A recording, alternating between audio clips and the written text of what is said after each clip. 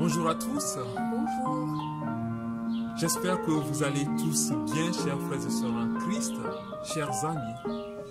J'espère que vous ne manquez de rien d'essentiel, s'entend. Avez-vous manqué de quelque chose? Souvenez-vous, c'est la parole de Jésus-Christ à ses disciples de retour de mission. Nous la trouvons dans l'Évangile selon Luc, au chapitre 22, le verset 35. Si nous voulons considérer seulement l'essentiel, nous ne répondrons pas à cette question autrement que dans le recueillement auquel nous vous invitons maintenant.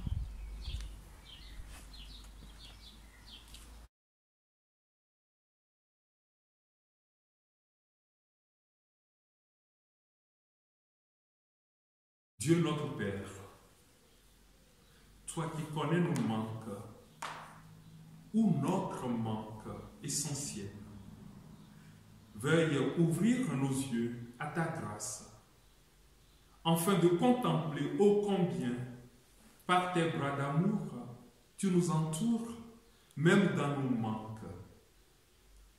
Rends-nous participants de ta générosité et pour cela, aide-nous à discerner dans cet essentiel qui soutient notre vie le rôle central de la bonté reçue, de la tendresse partagée.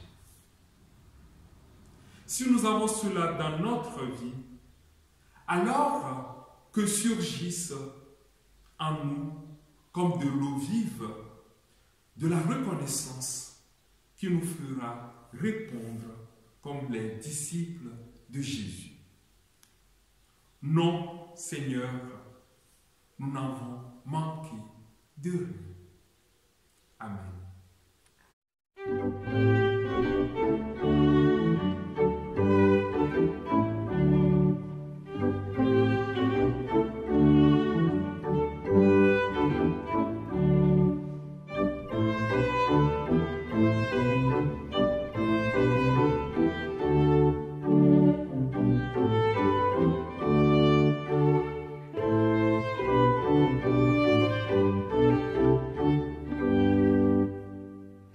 Dans tout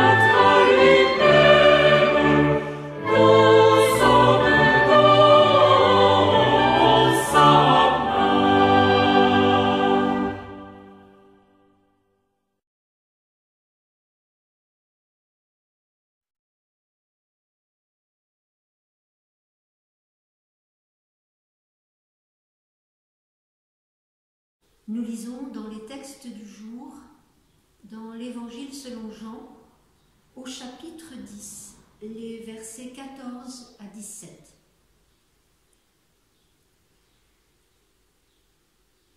Je suis le bon berger. Je connais mes brebis, et mes brebis me connaissent. Comme mon Père me connaît, et que je connais mon Père. Et je me dessaisis de ma vie pour les brebis. J'ai d'autres brebis qui ne sont pas de cet enclos, et celles-là aussi, il faut que je les mène. Elles écouteront ma voix, et il y aura un seul troupeau et un seul berger. Seigneur, ta parole est la vérité. Sanctifie-nous par ta vérité. Amen.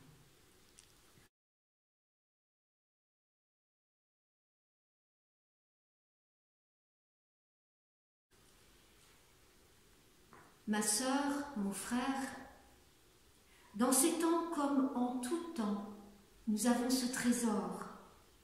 Nous sommes aimés de Dieu. Nous sommes habités par la foi. Et l'espace de confiance intérieure que notre foi nous ouvre est un refuge, un lieu de ressourcement que nulle entité, aussi microscopique et aussi puissante soit-elle, ne peut réellement atteindre. C'est à cette source que nous retrouvons aujourd'hui dans le secret de nos chambres, mais toujours en communion dans la fraternité. C'est à cette source que nous recevons l'eau vive qui vient alléger le poids de l'épuisement, de l'abattement, de l'angoisse qui viennent parfois étreindre nos poitrines. Comment ne pas ressentir avec une intensité particulière le psaume de ce jour, ce psaume 23, qui nous rattache à tous les croyants pour lesquels il a constitué à la fois un socle et un horizon. Même si je marche dans un ravin d'ombre et de mort, je ne crains aucun mal, car tu es avec moi. Ton bâton, ton appui, voilà qui me rassure. Notre berger est là, au plus profond de nos âmes. Tous ceux, toutes celles qui ont vu un jour leur espace de vie en ce monde s'effondrer, tout cela le savent. Lorsque l'ombre et la mort nous entourent, Dieu seul peut nous donner la force de continuer à regarder plus loin, la force de ne pas abandonner, de nous laisser porter par l'espérance. Entendons ces mots du pasteur Bernard Guillot qui, en ce moment même, lutte contre la maladie. Et avec détermination, il faut avancer, jour après jour, car ce temps ne sera qu'un temps. Oui, il y aura un après. Et c'est à nous qu'il revient de le construire, fort de tout ce que nous aurons appris à travers ce rude passage. Pandémie vient du grec pandomia, le peuple tout entier. Le monde semble tout à coup unifié par le pouvoir d'un organisme microscopique. Mais ne nous y trompons pas. Nous sommes bien loin de l'unisson et les réponses continuent à diverger selon l'état des sociétés et des cultures politiques. Les uns se retirent de l'Organisation mondiale de la santé, condamnant par avance des populations entières. Les autres persistent à affirmer que la propagation s'est arrêtée à leurs frontières, ne sachant reconnaître qu'ils ont détruit leur propre système de santé. D'autres encore ne cherchent en ces circonstances dramatiques que les moyens de préserver leur pouvoir.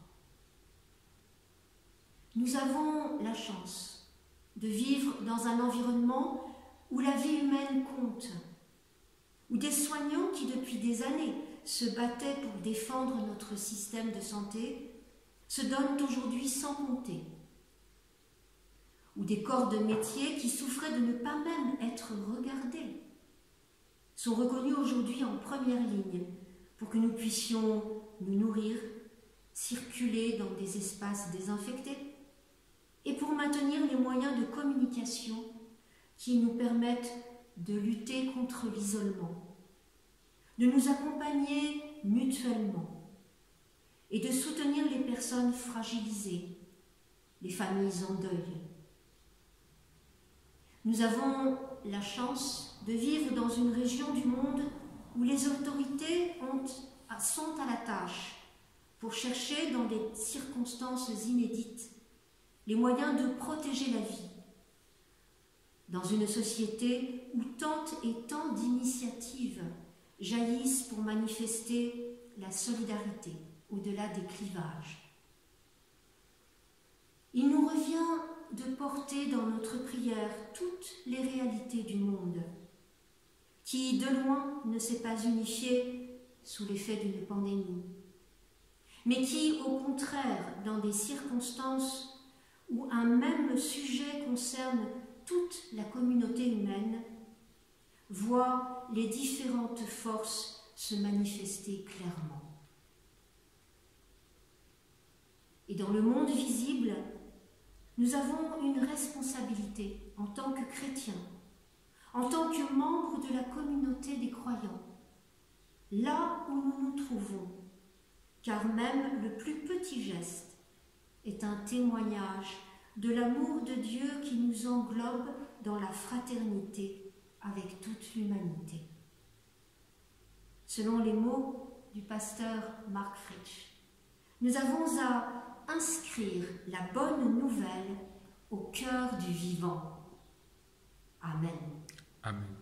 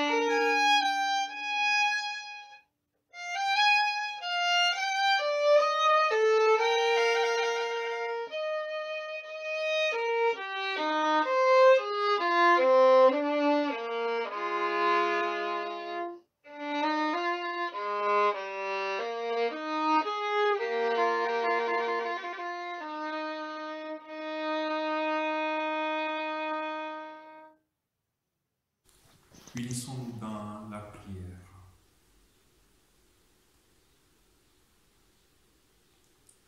Éternel, notre berger, nous te remettons tous ceux que tu confies à notre prière, et particulièrement ceux qui vivent difficilement ces temps particuliers. parce que l'épreuve est lourde ou l'espérance trop lointaine. Nous te remettons les chercheurs et les médecins pour que tu les soutiennes et les inspires, qu'ils trouvent, qu'ils guérissent et qu'ils relèvent. Nous te remettons les familles pour qu'elles soient des lieux de partage, d'amour et de réconciliation. Nous te remettons nos églises pour qu'elles proclament et vivent ta justice et ta résurrection. Seigneur notre berger, nous osons tourner nos regards vers les nations, loin de tout projecteur médiatique, et qui vivent en ce moment l'enfer de la guerre ou le manque de soins à cause de la méchanceté humaine. Seigneur notre Dieu, tiens-toi près des plus faibles d'entre nous. Seigneur notre berger, dans nos manques, nous voulons croire à l'essentiel et dire ensemble la prière que tu nous as enseignée. Notre Père, qui es aux cieux, que ton nom soit sanctifié, que ton règne vienne, que ta volonté soit faite sur la terre comme au ciel. Donne-nous aujourd'hui notre pain de ce jour. Pardonne-nous nos offenses, comme nous pardonnons aussi à ceux qui nous ont offensés. Et ne nous laisse pas entrer en tentation, mais délivre-nous du mal. Car c'est à toi qu'appartiennent le règne, la puissance et la gloire, pour les siècles des siècles. Amen. Frères et sœurs en Christ, chers amis, que le Dieu de toute espérance veille sur vous, qu'il vous fortifie et qu'il vous donne la confiance, cette confiance pour traverser ces temps. Allez dans la paix de notre Seigneur Jésus-Christ. Amen.